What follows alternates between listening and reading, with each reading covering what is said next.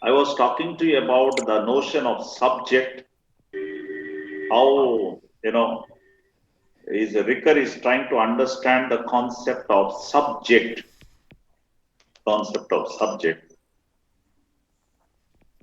And we see how to understand the subject, you require various aspects of the subject, which I said just now. In this context, Ricoeur is talking about the conflict of interpretation. Conflict of interpretation, meaning to say, what is the meaning of this conflict of interpretation? By conflict of interpretation, he means to say that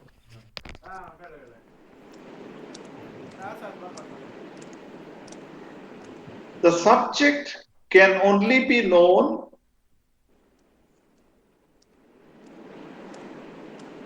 through the words of symbols, through various factors. The subject can be known through various factors. So, for example, if I have to say, if I have to say who Glanson is,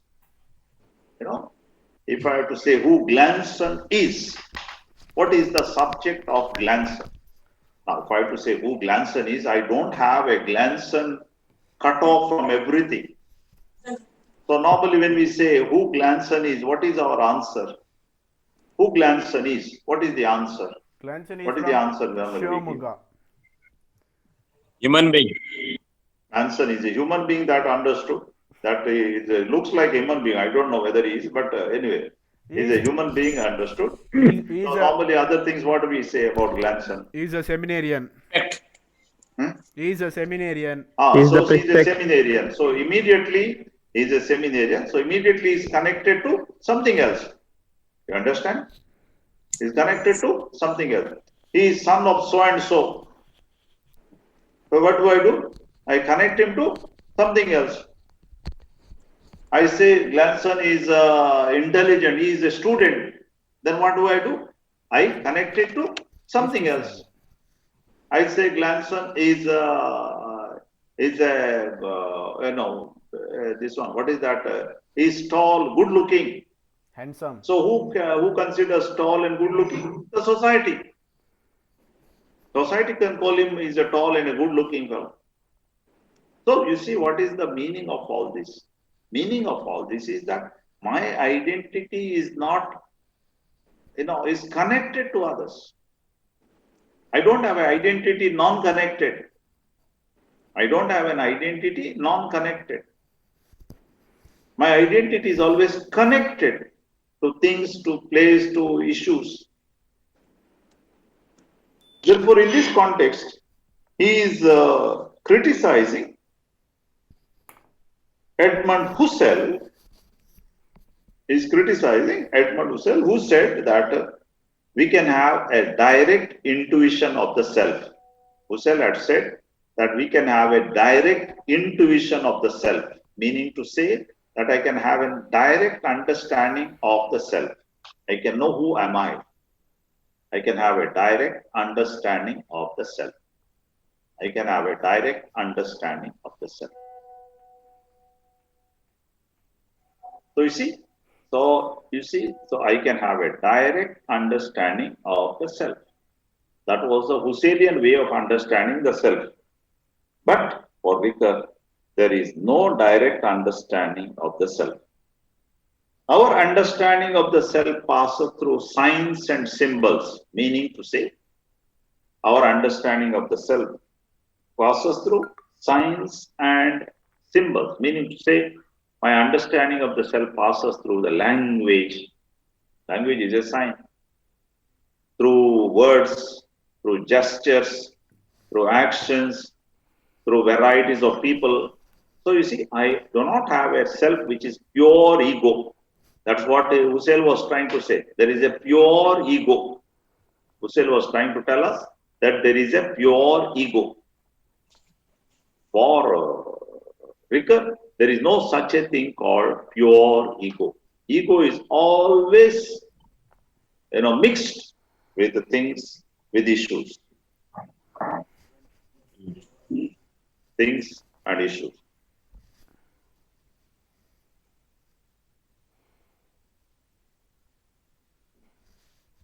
Another aspect of the self, so we are trying to understand the different dimensions of the self. Keep that in mind. Make a nice orderly list. We are trying to understand the different dimensions of the self. Another very important aspect of the self, which Ricoeur learns from Gabriel Marcel,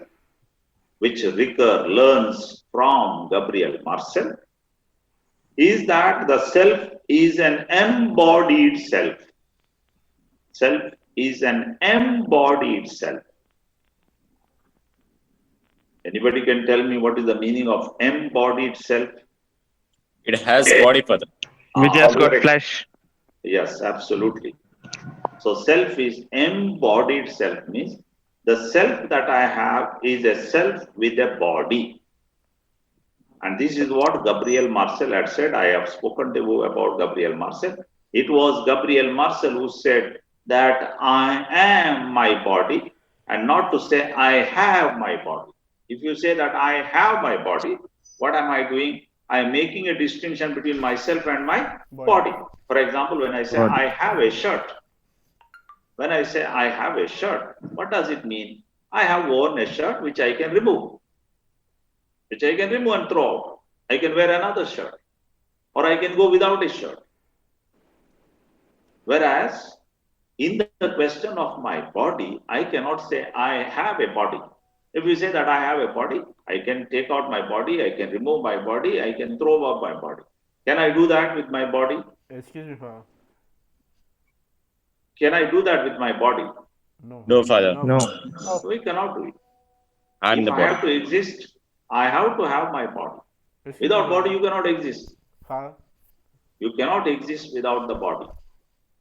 So that's why it was Gabriel Marcel who said that body is part and parcel of my existence. Excuse me, Father. Body is part and who is that? People are waiting, like Sugesh, Prabal Kindo, and Jayant are waiting, seems, for the class. Why they are waiting? I don't know. I didn't get any notice here. No, they are saying add me. Okay. Yeah. Then They should have till long back. Balaswami, Lucas, and all. They're waiting.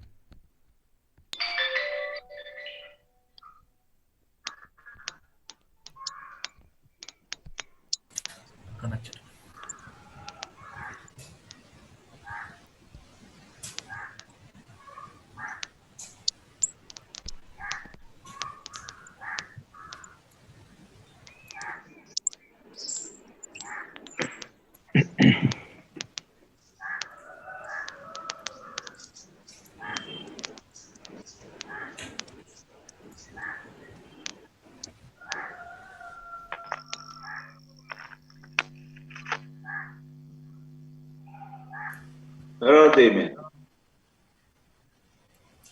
Have they come? Yes, Father.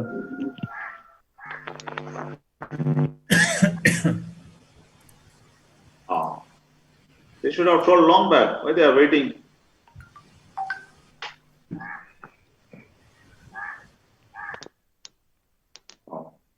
Have they come?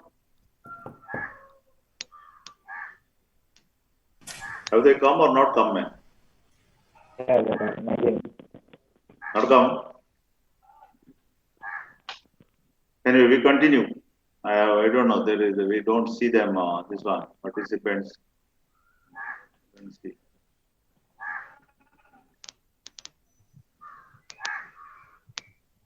Anyway, we'll continue.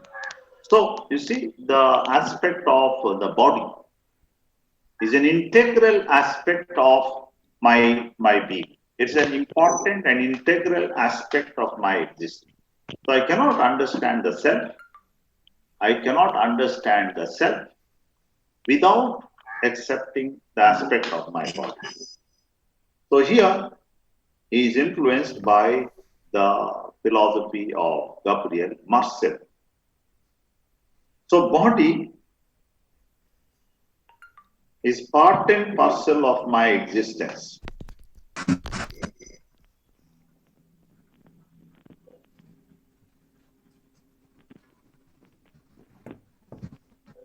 So in the experience of the body, in the experience of my body, in the experience of my body, I feel in the experience of my body, he says, I feel that there is no difference between the subject and the object. In the experience of my body, I do not feel the distinction between the subject and the object. There is no separation between the subject and the object in the experience of my body. What does it mean?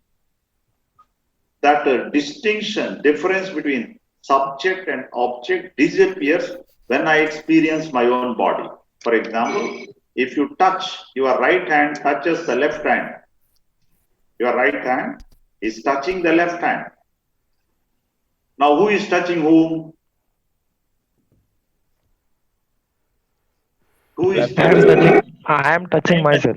I am Yeah, so touching myself. yeah, there is no question of, I cannot say that my left hand is touching my right hand. Of course, we use that expression, but it is not me one side and another me on another side. It is not one me on the one side and another me on the other side. You understand? It is not one me on my right side. It is not another me on the left side. So it is the same person.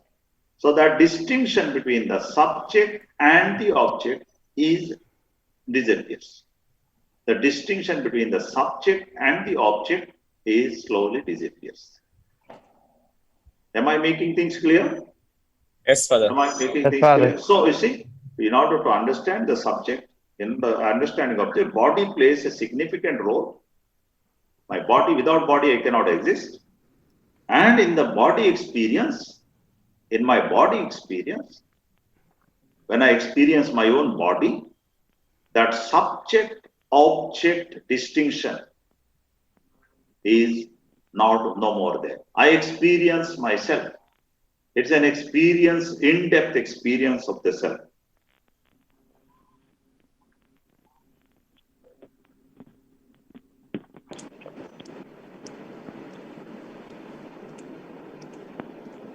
So, another experience of the self, another aspect of the experience of the self.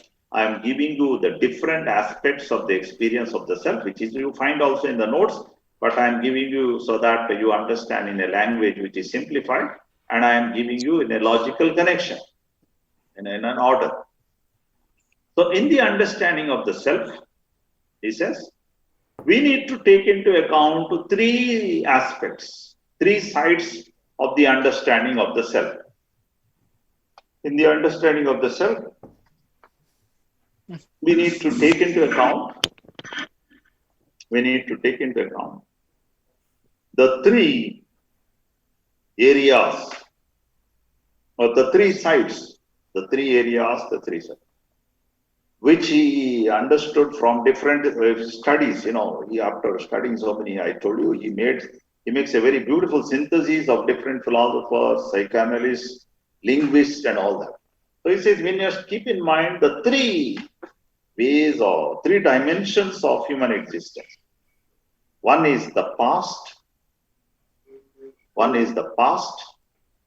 another is the present, and another is the future. The past, the present, and the future.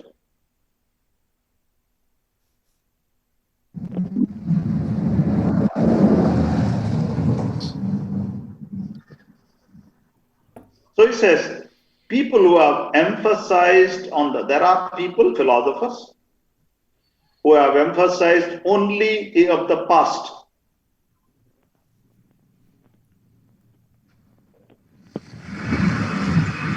There are people who have emphasized only the past element of the self.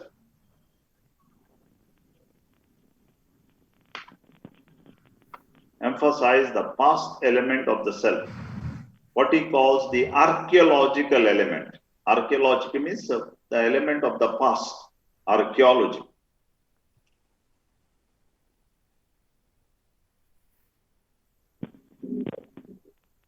And here he gives the example of Sigmund Freud. He gives the example of Sigmund Freud. I have suppose you have studied something about Sigmund Freud. I suppose you have studied something of Sigmund Freud. Have you heard that name? Yes, Father. Who taught you? Father Rock. Father Rock. yourself. Rock Day, sir. The I'm going to Rock. ask him. I'm going to ask him. You know that he is transferred from here. Yes. He is in the neighboring parish as a parish priest now. Yes. So, he is Sigmund Freud. Sigmund Freud emphasizes on the past dimension of human existence. So, Sigmund Freud developed a methodology for understanding human person that is called the psychoanalysis. Psychoanalysis, wherein Sigmund Freud, if you remember what Father Rock said, says that most of the time we are tormented or influenced by the unconscious of our life. He makes a distinction between the conscious level and the unconscious level of our life. You know, he makes a distinction between the conscious and the unconscious level of our existence. He says the conscious level is a small tip, calling it like tip of the iceberg. Conscious level is very small, whereas the unconscious level is very large. The unconscious level is very large. So if today I am doing something, if today I have a problem, what we have to do? We have to go back to the unconscious level. That is the counseling. That's the counseling methodology of Sigmund Freud. So he will call his clients, and if they come with problem, he would do them counseling. And what he did in the counseling, he asked them to go back, and find out what all they remember of the past. Because the unconscious in us influences what we are doing in the present time. So the emphasis is given to the past, the unconscious dimension of human existence. So the whole present situation, it is because we are influenced very strongly and powerfully by the unseen aspect, the unconscious. So we'll have to go back to the unconscious dimension, go back as much as possible, dig as much as possible, and then find out how that past is influencing my life. That's what called the archaeological method, meaning to say emphasis is given to the past. Am I making things clear? Yes, Father. Yes, Father. Everybody clear? Jayant, are you there? Father, I am here. Am I making things clear? Father. Stephen, are you there? Yes, Father. Am I making things clear? Yes, clear, Father. Okay. So, see, the emphasis on the past dimension, that is called the archaeological dimension. And here he takes the example of Sigmund Freud, the psychoanalytic, the father of psychoanalytics, the school. One of the most famous once upon a time, the most famous psychologist or psychotherapist was Sigmund Freud. Of course, today other thinkers, other psychoanalytics, other therapists have come more powerful than Freud. But Freud certainly constitutes one of the major pillars of psychoanalytic and psychological school. Father of psychology. Yes. So that is the past. The next is the future element. The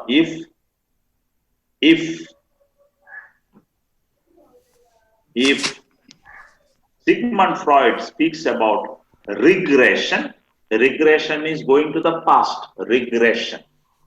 Sigmund Freud is talking about regression. Regression means going to the past. Sigmund Freud is talking about the past. He says there is another group of people, another dimension who is talking about progression, looking to the future. Emphasis is given to the looking to the future. And this is done by, according to him, by Hegel. Hegel, another great philosopher.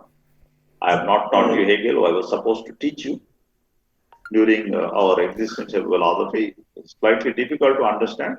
That's why I'm just waiting for you to come back so that we will have 1 or 2 classes on Hegel. Now, Hegel's philosophy places emphasis. Hegel's philosophy places emphasis on the future. On the future. We will have to look ahead. We will have to look ahead. We will have to look forward. We will have to look ahead or look forward. So you see, on the one hand, we have Freud, who is telling us to look back. On the other hand, we have Hegel, who is asking us to look forward. And therefore, Ricoeur says, yes, we have to look back, but looking back alone is not enough. Yes, we have to look forward, but looking forward also is not enough. We have to have a happy combination. We have to have a happy harmony between the looking back and looking forward in order to understand the self.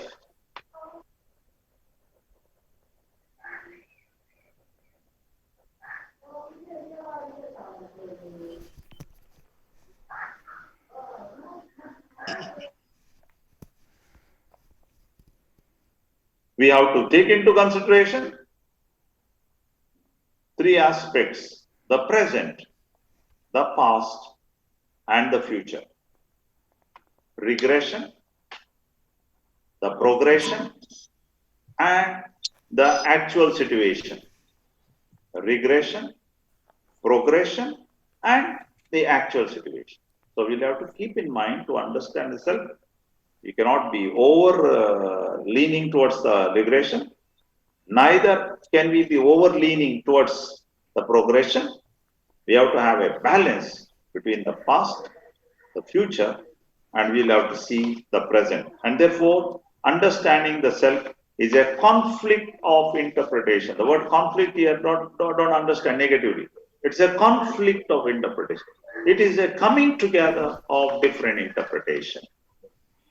It's a coming together of different interpretations. Understanding the self is a coming together of different interpretations. Am I making things clear? Yes, Father. Yes, Father. Father, can you once again tell all those aspects of being in a nutshell? 1, 2, 3, like this. That's why I said, in a nutshell, the aspect of the self has to be seen from 3 dimensions. Which are the 3 dimensions? Past, The past, the present. emphasized by whom? Sigmund Freud. By Sigmund Freud. Emphasized by Sigmund Freud, where he talks that in order to understand self, we have to go back. Because regression. most of our life is covered by the unconscious dimension of our life.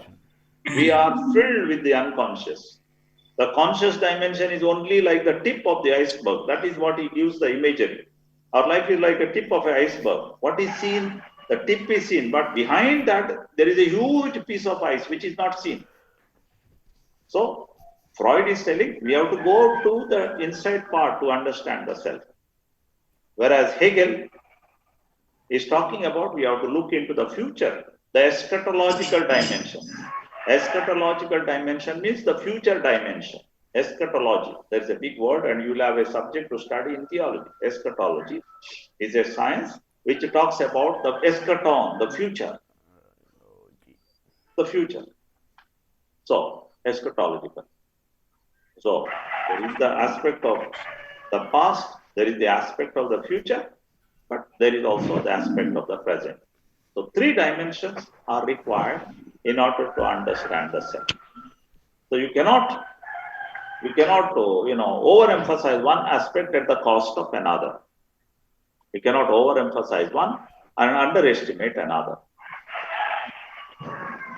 Am I clear? Jivan. Yes, Father.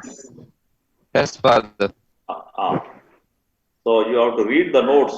Now I have explained to you. When you read the notes, it will be much clear because the language in the notes is not that easy to understand. It's slightly difficult. But with this background, you have to read the notes. Read.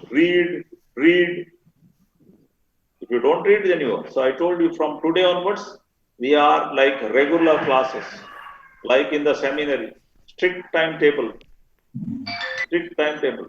no loose timetable, no going out, no bike, Robin, not going by bike, Father. Right. no going by bike wherever you want to go, and no wandering. So it's like seminary timetable, full time, Denzil, seminary timetable, Denzil, seminary timetable, full time. Tell your sister, only you, instead of doing manual work, you do manual work in their house, in your sister's house. Say 1 hour I will work in the evening. I will pluck the grass and cut, I don't know, whatever.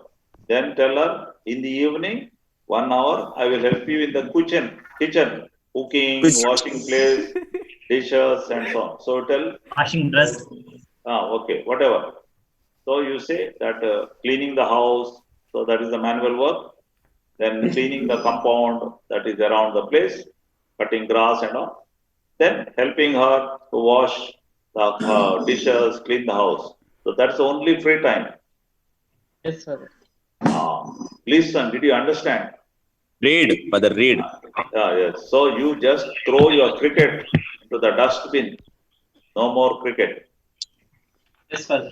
So everybody, Balaswami, is he alive?